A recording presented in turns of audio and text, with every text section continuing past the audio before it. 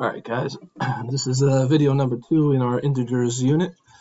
In the first video we covered some information about negative numbers and what they are, some key words for integers, what words mean positives and what words can mean negatives, and we talked about some number opposites.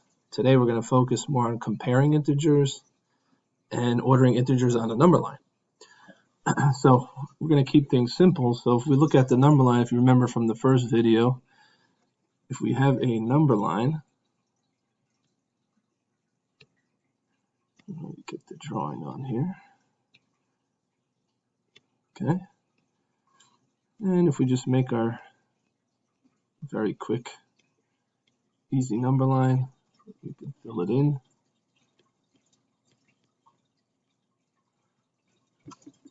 And if we're talking about ordering integers, if we start off with our basic numbers and we said we had the numbers 0,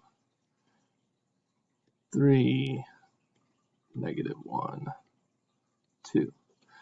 So if we wanted to put those in order from least to greatest, all we have to do is use the number line to see where those things would fall. So if you remember in the first video, as we go to the left, it would be least or less value. And if we go to the right, we're going to have more value. So if we take this data set and we said, let's put them in order from least to greatest, then we would just look at the number line and see where those numbers would fall.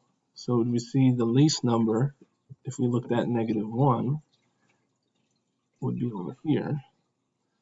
So then we can say -1 would be the least number. After that, 0.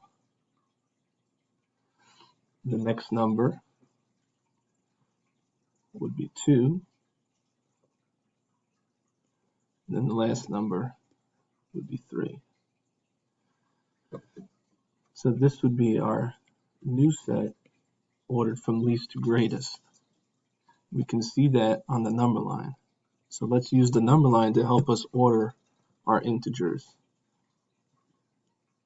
So we can also look at a number line that's already done for us. And we'll do some, get to erase over here, go back to our,